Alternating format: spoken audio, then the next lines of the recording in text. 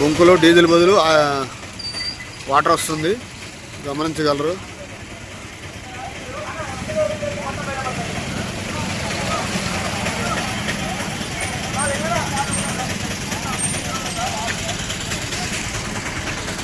ఆ బండిలో పూర్తిగా వాటర్ రావటం వల్ల బండి ఆగిపోయింది. మహేంద్ర XUV 300.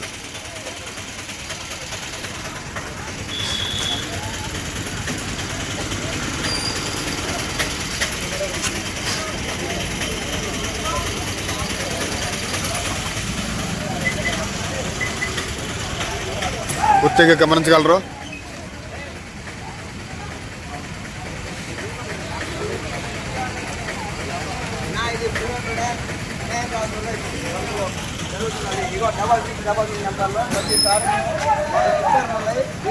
రోజు చేసుకుంటాం, రోజు ఏదో ఒక సమస్య వస్తుందండి. దీనివల్ల ఇవాళ ఏందని చూస్తే తీరా ఇప్పుడు డీజిల్లో వాటర్, ఇది మా ఒక్కరి సమస్య కాదు, 2 రాష్ట్రాల సమస్య.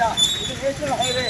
ఇక్కడ ఎంతో మంది వేల మంది కొట్టుకుని పోతారు. ఇక్కడ మార్గ మధ్యలో ఎన్నో సమస్యలు వస్తుంటే వాళ్ళు పర్సనల్ కార్ సమస్య అనుకొని ఏదో విధంగా ఇబ్బంది పడుతున్నారు. కానీ బంకు ప్రాబ్లమా, వర్కర్ల ప్రాబ్లమా, ఓనర్ల ప్రాబ్లమా, లేకపోతే HPCL కంపెనీ ప్రాబ్లం అనేది ఇవాళ అధికారులు తెలవాల్సిందే. దాన్ని కంపెనీ వాళ్ళు ఉంటున్న వాళ్ళు వేటేజ్ వాళ్ళ కంపెనీ వాళ్ళు రావాలి, ఇక్కడ తగిన సమాధానం చెప్పాల్సిందే. డీలర్షిప్లో కూడా వాళ్ళు ఎన్ని ట్యాంకులు ఇస్తారు, అతని లోపల పర్మిషన్ ఎన్ని ట్యాంకులకు ఉన్నాయి, అదనపు ట్యాంకులు వాటర్ ట్యాంకులు ఎందుకు దాని గురించి కూడా చర్చ చేయాల్సిందే. దానికి బయటపడాల్సిందే, అధికారులు సమాధానం చెప్పాలి. డీలర్షిప్ క్యాన్సల్ చేయాలి.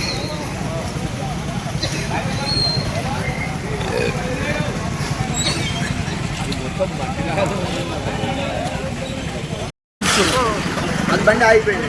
అబ్బా శంకరణ, రోజు నువ్వు కొట్టించే బండ్లకు మొత్తం ఇదే డీజిల్. మరి ఇది ఓనర్ ప్రాబ్లమా, HPCL కంపెనీ ప్రాబ్లమా, ఇక్కడ చేసే వర్కర్ల ప్రాబ్లమ్, వీళ్ళ కమిషన్ల కోసం ట్యాంకులు ఓపెన్ చేసి లోపల ఏమన్నా వాటర్ కొట్టుకుంటారా? అన్నీ జరగాల్సిందే. ఇక్కడ ఇది ఒక్కసారి కాదు కదా, ఇప్పటికీ 4 సార్లు జరిగింది. ఇదేనా అధికారులు మేనేజ్ చేసుకొని మళ్ళీ యథాస్థానంగా ప్రతిసారి దీన్ని ఓపెన్ చేసుకుంటూనే ఉండరు.